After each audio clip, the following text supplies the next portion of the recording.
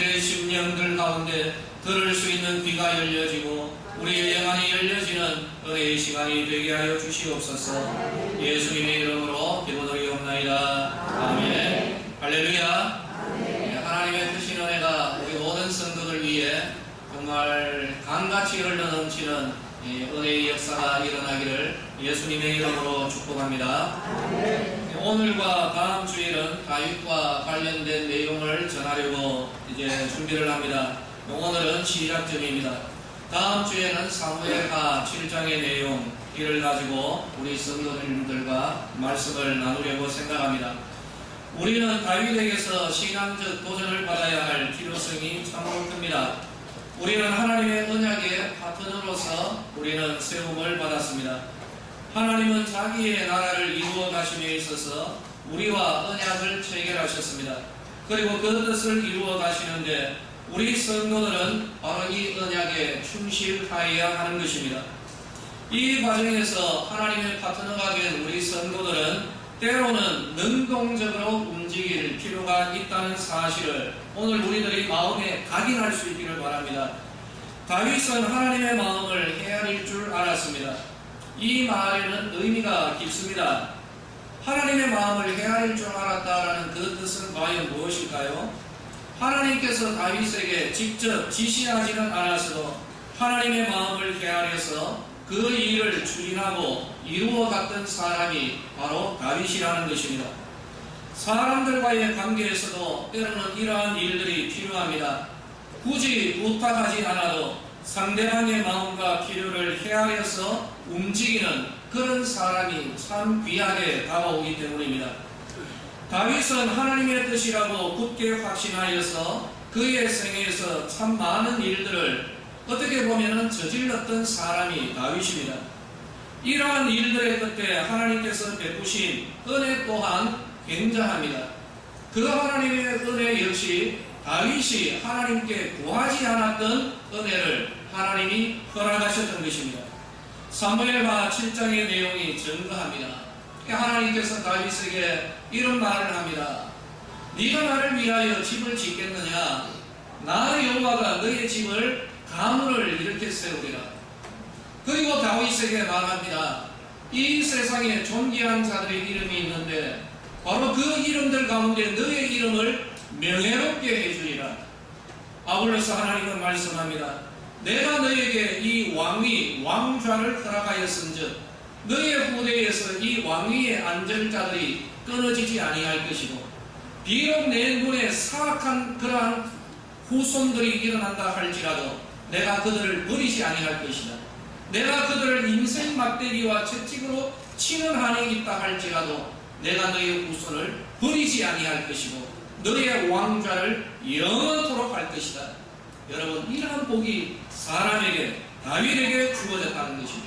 엄청난 은혜를 다윗이 하나님 앞에 구하지 않았는데 하나님께서 허락하셨던 것입니다. 다윗의 삶을 찾아보니 이런 면이 있더라는 것이죠. 하나님이 지시하지 않았는데 하나님이 원치 않으셨지만 다윗은 하나님의 마음을 헤아려서 하나님의 그 마음을 이루어갔던 사람이 다윗이었다는 것입니다. 사랑하는 성도들이여, 하나님은 다윗의 이 마음 성실과 그 삶이 눈에 보시기에 아주 좋았던 것입니다. 우리는 좀 구별해야 될 것이 있습니다. 하나님이 긍휼히 여기시는 자가 있고 하나님이 쓰시는 자가 있습니다. 이 둘 다 하나님의 은혜입니다. 그러나 여러분들이요, 하나님이 긍휼히 여기시는 자, 하나님이 쓰시는 자, 우리 사랑하는 성도들, 하나님이 쓰시는 그런 은혜의 인물이 되시기를 예수님의 이름으로 축복합니다. 성경은 다윗을 이렇게 표현합니다. 내가 이새의 아들 다윗을 만나니 이는 내 마음에 합한 사람이라 내 뜻을 이 사람을 통하여서 내 뜻을 다 이룰 것이다. 하나님께서 다윗을 보니 자기의 마음에 꼭 드는 그런 사람이라는 것입니다.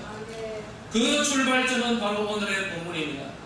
저는 주일학교 아이들과 함께 한 주간 캄보디아를 다녀올 것입니다. 귀중한 한 주간입니다. 목회자로서의 역할을 스스로 다짐하는 바가 있습니다. 사랑하는 아이들의 이 한 주간을 하나님이 받으시기에 기뻐하는 그런 헌신으로 요리해서 하나님 앞에 바쳐서 올려드리기를 기대하고 기도로 준비하고 있습니다. 그래서 우리 사랑하는 아이들의 마음가짐을 새롭게 합니다. 거룩한 기대를 가진 것을 요구하였습니다. 지난 주간은 한 주간 함께 새벽기도로 준비하였던 것입니다. 하나님께서 굳이 우리에게 명하지 않으셨다 하여도 하나님의 마음을 헤아려서 함께 하나님 앞에 서도록 이끌어갈 것입니다. 그리고 우리가 하나님께 구하지 않은 하나님의 은혜와 축복의 길이 사랑하는 주의 자녀들에게 열려지도록 하나님의 말씀을 받은 자로서 이 말씀으로 우리 아이들과 함께 나아갈 것입니다. 하나님의 마음에 합한 선교 일정이 될 것을 기대합니다. 그리고 다음 주에 준비될 선교를 통하여서 우리 사랑하는 자녀들뿐만 아니라 우리 이 자녀들을 파송하는 우리 교회, 우리 모든 성도들이 하나님께서 직접 지시하지 않는다 할지라도 우리 모두가 하나님의 마음을 헤아려서 하나님을 감동시키는, 하나님이 기뻐하는 그런 일을 한번 저질러보는 그런 은혜의 삶을 열어갈 수 있도록 이 말씀을 준비할 것입니다. 오늘 읽은 이 본문은 이스라엘의 초대 임금 사울의 통치 때입니다. 이스라엘과 적대적 관계에 있었던 블레셋과 전쟁을 배경으로 합니다. 그런데 참 특별한 점이 있습니다. 서로 싸우고 있지는 않습니다. 그런 상태에서 블레셋의 한 장수가 나와서 싸움을 도두고 있었습니다. 싸움을 도두는 자라는 표현은 자기 군대를 대표해서 상대방 군대의 대표와 1대1로 싸워서 전쟁의 승패를 결정짓는 그런 사람을 뜻합니다. 영어 성경에서는 챔피언이라고 표현을 하고 번역을 했습니다. 이 말은 블레셋에서 싸움을 가장 잘하는 챔피언이라는 그런 의미입니다. 그 사람이 골리앗입니다. 싸움의 챔피언에다가 거인이었던 골리앗은 자기와 맞설 사람을 내세우라고 무려 40일 동안 계속해서 아우성을 지르고 있습니다. 이스라엘을 모욕하고 자극하였습니다. 조건을 이야기합니다. 만약에 나와 싸워서 이기면은 블레셋이 너희의 종이 되고 만약에 내가 이기면 너희들이 우리의 종이 되어야 하리라. 그것이 조건이었습니다. 그런데 오늘 읽지는 않았습니다만은 11절을 보면 이스라엘의 왕 사울과 온 이스라엘은 이 말을 듣고는 놀라서 크게 두려워하였다. 여러분, 하나님의 백성이 지금 한 사람으로 인하여 크게 두려워하고 있었다라고 고발하고 있습니다. 사울의 나라 영성이 드러납니다. 쉐페에 가고 있었습니다. 그리고 그 안에 누구도 나서지를 않고 있었습니다. 그러나 바로 그 안에 누구도 눈여겨보지 않았던 한 소년, 그 소년의 심령에 하나님의 마음에 합한 생각들이 이글거리며 타오르고 있었던 것이죠. 바로 그 소년이 다윗이고 여기에 하나님의 기름 부으심이 있게 됩니다. 그 이후부터 다윗은 여호와의 영에 크게 감동되었더라라고 성경은 전가합니다. 그리고 전쟁이 터졌습니다. 아버지 이새는 큰아들 3명 엘리압과 아비나답 그리고 산나를 전쟁터로 보냅니다. 그리고 이 세 아들을 위하여 다윗에게 심부름을 시킵니다. 곡식과 치즈를 보내며 형들의 안부를 가지고 오라. 이것이 이새의 심부름의 내용이었습니다. 다윗은 아버지의 지시에 따라서 전장터로 갑니다. 그리고 그곳에서 싸움을 도두고 있는 골리앗과 그리고 하나님과 이스라엘을 모욕하는 그런 말을 이 다윗이 들었습니다. 그리고 골리앗과 싸워 이기는 자에게 사울이 약속하였던 내용도 듣게 됩니다. 이러한 내용을 가지고 사람들과 이야기하는 다윗, 바로 이 다윗을 그 다윗의 형들이 보게 되는 것이죠. 여러분, 형들이 과연 어떤 반응을 하였을까요? 그때의 큰형 엘리압이 다윗에게 화를 냅니다. 야, 너 지금 여기 와서 왜 쓸데없는 이야기들을 들키고 다니느냐. 바로 이런 내용이죠. 그리고 이런 말을 하죠. 네가 전쟁을 구경하러 왔구나. 엘리압이 다윗에게 이런 말을 하였던 것입니다. 하지만 다윗은 계속하여서 골리앗과의 싸움에 관심을 가지고 내가 나가겠다. 여러분, 다윗이 말하고 있습니다. 백성들에게 내가 나가겠다. 내가 싸울 것이다. 이런 말을 하였던 것입니다. 이로 말미암아 이 다윗은 사울 왕 앞에 서게 됩니다. 사울 왕 앞에 서서 분명히 말합니다. 왕이시여, 골리앗으로 말미암아 낙담하지 마십시오. 내가 가서 저 목을 따겠습니다. 여러분 어떻습니까? 입장이 완전히 바뀌었습니다. 사울이 백성들에게 너희는 두려워하지 말라, 내가 가서 저거 처리할 것이다, 이런 말을 하여야 마땅하였는데 어린 소년 다윗이 사울 왕 앞에서 말합니다. 왕이여, 걱정하지 마시오, 내가 해결하겠습니다. 그렇게 이야기를 하며 나아가는 것이죠. 사울은 여기에 대하여서 답변합니다. 너는 안 돼, 너는 그렇게 할 수가 없을 것이야, 이렇게 말하지만 이 다윗은 끝까지 사울에게 말합니다. 하나님이 함께 하실 것이고 하나님의 역사하심으로 제가 저 사람의 목을 깔 것입니다. 왕이여, 나를 보내어 주소서. 결국에 사울은 다윗을 보냅니다. 그리고 사울은 자기의 군복과 자기의 무기를 다윗에게 줍니다. 다윗은 이것에 익숙하지 않기 때문에 그가 늘 가지고 다니는 막대기와 물매만을 가지고 골리앗 앞에 서는 것입니다. 그리고 골리앗 앞에서 말합니다. 너는 칼과 창으로 내게 나오지만 나는 내가 믿는 여호와의 이름으로 나는 너 앞에 선다라고 합니다. 그리고 다윗은 말합니다. 오늘 내가 너를 칠 것이고 내 목을 벨 것이다. 그리고 이로 말미암아 온 땅으로 이스라엘에 하나님이 계신 줄을 내가 알게 하겠다. 또 여호와의 구원하심이 칼과 창에 있지 아니함을 이 무리에게 내가 알게 할 것이다. 전쟁은 여호와께 속한 것인데 그가 너희를 우리 손에 넘겨주실 것이다 라고 믿음으로 선포하며 나아갔던 것입니다. 그 결과는 우리가 아는 대로 하나님이 골리앗을 다윗에게 넘겨주셨습니다. 여러분, 다윗은 당시의 사회적인 최고 약자였습니다. 파명제 중에 막내였습니다. 자기 아버지 이새조차도 막내 아들 다윗을 무시했습니다. 사무엘이라는 지도자가 자기 집에 와서 식사를 할 때 다른 아들은 다 불렀습니다마는 들에 있던 다윗은 눈여겨보지도 않고 그냥 놓아두어라, 바로 그런 말을 했던 사람이 자기 아버지 이새였습니다. 권리가 없었던 아들이었습니다. 다윗의 나이는 17세 정도의 소년입니다. 유대인들은 20세가 되어야 전쟁에 참전할 수가 있었습니다. 그리고 그의 실무는 양치기였습니다. 전쟁 도구에도 익숙치 않았습니다. 실제로 골리앗 앞에 설 때 다윗이 들고 간 것은 막대기와 물맷돌이었습니다. 여러분, 우리는 성경을 알아야 됩니다. 성경의 일관된 흐름은 하나님은 가장 약하게 보이고 정말 어설퍼 보이는 세상에서 소망도 없는 그런 사람이라 할지라도 하나님께서 선택하여 자신의 엄청난 일들을 이루어 가시는 것을 우리는 창세기에서 계시록에 일관되게 발견하는 것입니다. 아브라함도 찬양이고 하나님의 부르심을 입었을 때 그 안에 사라는 불임의 여성이었습니다. 장래가 없는 가정을 들어서 아이 못 낳는 이 가정에 하나님이 주신 약속은 너의 후손들이 하늘의 별과 같을 것이요 바다의 모래 같을 것이라. 아브라함은 바랄 수 없는 가운데 바라고 믿었던 것입니다. 아브라함의 능력이 있었던 것도 아니요 그 어떤 재능이 있었던 것도 아니었습니다. 하나님이 말씀하실 때 바라고 믿었던 바로 이 믿음을 하나님이 쓰시고 아브라함을 정말 바다의 모래 같은 하늘의 별 같은 후손들을 이루는 믿음의 조상으로 삼으셨던 것입니다.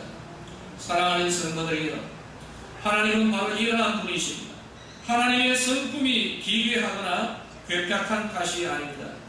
약한 자를 들어서 쓰시는 하나님, 그렇게 하심으로써 누가 보아도 하나님이 하셨다는 증거를 삼으시고 또한 세상에서 가장 약하고 힘없고 배경도 없는 그런 사람이라 할지라도 하나님이 붙드실 때 그러한 사람이라 할지라도 바랄 수 없는 가운데 바라고 하나님을 믿을 때에 세상에서 힘없고 빼없고 아무것도 가진 사람도 없는 사람이라 할지라도 하나님이 이 사람을 들어서 쓰신다라는 것, 이것이 바로 성경이 우리에게 증거하고 있는 진리의 내용인 줄로 믿으시기를 예수님의 이름으로 축원합니다. 저는 이것이 우리의 복음이요 소망의 근거라는 것을 저는 믿습니다.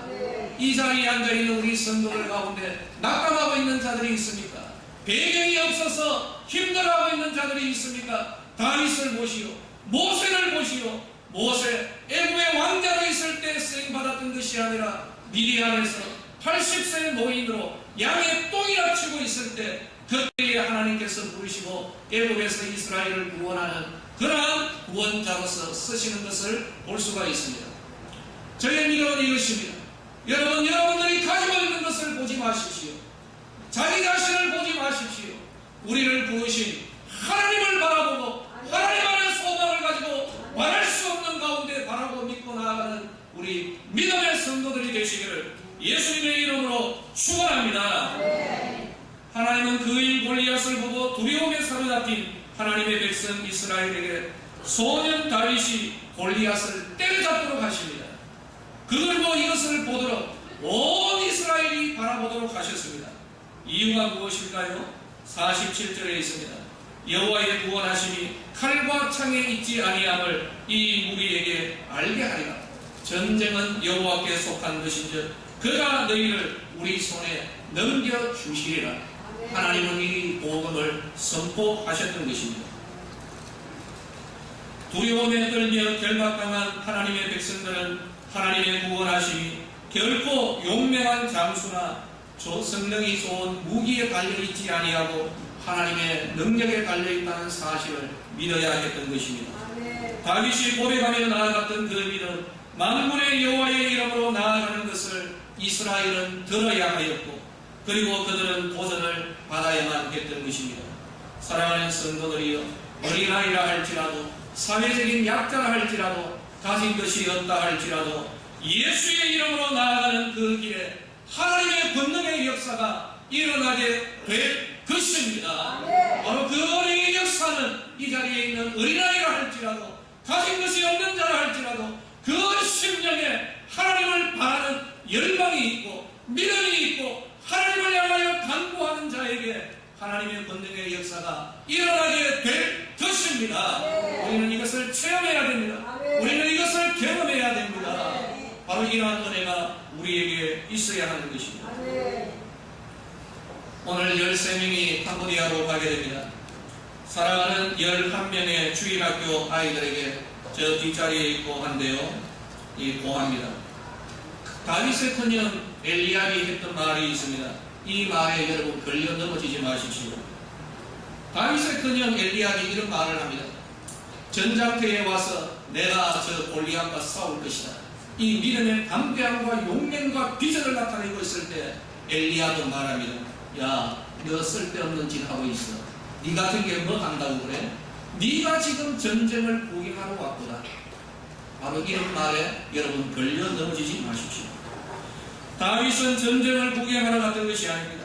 다만 주변 사람, 특히 다윗의 혈육은 다윗의 동기를 의심하였던 것입니다. 이 사건에서 우리들의 마음, 여러분의 마음을 새롭게 하시고 우리들의 선교지를 구경하러 가는 관광객의 마음을 오늘 여기에 여러분 아직까지 내려놓지 못한 마음, 그 마음이 있다면 여기에서 내려놓으십시다.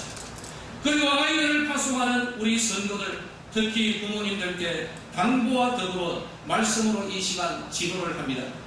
다윗의 큰형 엘리압의 영성에서 여러분 벗어나야 할 것입니다. 다윗의 결연한 의지에 가장 크고 직접적이고 또 최초의 반대와 장애는 그 가족, 큰형 엘리압에게서 나왔다는 사실을 마음에 새겨야 됩니다. 네가 어찌하여 이리로 왔느냐? 네가 치는 양들은 어떻게 했느냐? 이따위 쓸데없는 짓 하지 말고 집으로 돌아가라. 네가 전쟁을 구경하러 왔구나. 사람들 앞에서 화를 내면서 다윗의 길을 꺾었던 사람이 다윗의 가족이요 그 친형, 큰형 엘리압이었던 것입니다. 누군가의 비전과 소망에 대하여서 의외로 가장 가까운 친구들이나 가족들이 무시하고 반대를 하는 경우가 많습니다. 단기 선교팀에 속한 아이들의 부모와 가족들과 또 가까운 성도들이요, 참 많은 경험을 하신 어른들이요, 지식과 재능과 물질을 가지고 있는 성숙한 자들이요, 그러나 혹시 여러분은 계산만 하고 움직이지 않고 있는 그런 소극적인 그러한 자세로 살아가고 있지는 않습니까? 여러분이 보기에 아주 서글퍼 보이는 이 아이들, 그러기에 하나님은 이들을 통하여서 하나님의 위대하심과 구원의 역사를 드러내실 줄로 믿으시기를 예수님의 이름으로 축원합니다. 우리들이 위대하고 강력한 것이 아닙니다. 우리들이 믿고 의지하는 하나님이 위대하십니다. 하나님이 강력하십니다. 다윗이 이 사실을 온 천하에 드러내었던 것입니다. 다윗이 했다면 우리도 합니다. 17세의 소년, 양치기의 소년, 그 다윗이 했다면 저 자리에 앉아있는 우리 주일학교 아이들도 할 것입니다. 그 자리에 저는 이 아이들을 데리고 갈 것입니다. 우리가 어떻게 할 수 있는 은혜와 능력, 그것은 없습니다. 그러나 하나님이 하실 것입니다. 오늘 이 시간 마음을 새롭게 하여서 엘리야의 영성에서 서로가 벗어나야 할 것이고, 이제는 서로가 격려하며 믿음의 기대를 가지고 우리 이 아이들을 파송해 주시기를 예수님의 이름으로 축복합니다. 이제 말씀을 내주려고 합니다. 사랑하는 성도들이여, 솔직하게 고백하겠습니다. 단기 선교팀이 뭐 대단한 일을 할 만한 능력 없습니다. 이끌어가는 김진웅 목사 능력 눈꽃만큼도 없음을 하나님 앞에 고백하고 여러분 앞에 고백합니다. 사실 그러합니다. 다만 대단한 일들, 엄청난 능력이 있어야 하는 그 일들 앞에서 위축되지는 않을 것입니다. 그 앞에 서서 본문의 이스라엘처럼 두려움에 사로잡혀서 벌벌 떨며 굴과 어두운 곳으로 들어가지는 않을 것입니다. 늘 강조하는 말씀이 있습니다. 우리는 물을 포도주로 만드는 능력이 없습니다. 우리는 죽은 나사로를 다시 살릴 수 있는 그런 능력은 없다는 것입니다. 그러나 우리는 하나님의 물을 채울 수 있는 믿음이 있습니다. 그러나 우리는 무덤의 돌을 옮겨 놓을 수 있는 믿음은 우리들이 가지고 있다는 것입니다. 하나님이 하시리라는 믿음으로, 그리고 하나님의 위대한 일을 우리들을 바라보는 모든 성도에게 알게 하는, 이 물로 하여금 하나님이 이스라엘에 계심을 알게 하리라 했던 다윗처럼 우리들은 그렇게 해서 다녀올 것입니다. 아이고, 저는 이제 큰일 났습니다. 새벽마다 늘 마지막 기도는 이겁니다. 다 기도하고 난 뒤에, 아버지, 나는 이제 모릅니다. 나는 하나님 이렇게 자랑하고 이렇게 할 것이다 라고 말만 퍼질러 놓았는데 뒷책임은 하나님 앞에 맡깁니다. 지금 솔직한 마음이 이겁니다. 나는 이루어 갈 수 있는 능력이 없습니다. 그러나 그 자리에 설 것입니다. 그리고 그 자리에 우리 아이들과 함께 설 것입니다. 그리고 이 아이들에게, 야, 우리 하나님만 바라보자, 그렇게 하면서 일주일 다니다가 돌아오겠습니다. 모든 것은 하나님 앞에 맡길 것입니다. 여러분, 이것이 첫 단추입니다. 다윗이 하나님의 마음을 헤아려서 능동적으로 이 일을 추진하였던 삶을 살았듯이 바로 우리 아이들과 우리 성도님들 역시 그런 삶을 살아가자는 것이죠. 언제나 수동적으로 감나무 밑에 앉아가지고 감 떨어지기를 기다리는 그런 삶이 아니라 하나님의 마음을 헤아려서 선교지를 다닐 때 하나님의 은혜 가운데 믿음으로 나사로의 무덤 앞에서 돌을, 여러분 아이들 합니다. 여러분들은 어려워요. 왜요? 계산이 많습니다. 계산이. 그죠? 저 아이들은 계산 안 합니다. 이것이 하나님의 뜻이다라고 하면 이 아이들은 옮겨놔버립니다. 저는 그걸 믿습니다. 하나님의 물체고라고 하면 우리 어른들은 계산합니다. 이걸 어떻게 할까? 계산 안 합니다. 그대로 가버린다는 것이죠. 다윗이 할 수 있었다면 할 수 있습니다. 여러분, 이러한 은혜의 역사가 바로 일어나기를 원하고요. 이것이 다윗에게 첫 단추가 되었듯이 첫 단추가 되어서 우리 사랑하는 자녀들과 우리 모든 성도들 하나님께서 원하시는 그러한 일들을 때로는 한번 저질러버리고 하나님, 우리가 하나님 앞에 구하지도 않았던 하나님의 그 존귀, 명예로운 이름, 하나님의 놀라운 은혜의 역사가 우리들 가문과 우리 교회와 성도들 위해, 특별히 단기 선교팀 그 가정 위에 넘쳐나게 되기를 예수님의 이름으로 축복합니다. 하나님이 그렇게 하실 것입니다. 그렇게 하실 하나님을 찬양합니다. 그 하나님을 의지하며 잘 다녀오겠습니다. 기도하겠습니다. 하나님의 은혜를 감사합니다. 다윗이 첫 단추를 끼웁니다. 이어서 그의 삶 가운데 하나님의 마음을 헤아리는 하나님의 마음에 합한 삶을 살아갑니다. 아버지와 저희 서대구의 성도들 위해 주의 은혜를 부으시되 오늘 함께 떠나는 우리 모두 위에 하나님의 마음을 헤아릴 수 있는 은혜를 부어 주시옵소서. 위대하신 하나님 앞에서는 저희들이 회개하여 주시옵소서. 예수님의 이름으로 기도드리옵나이다. 아멘.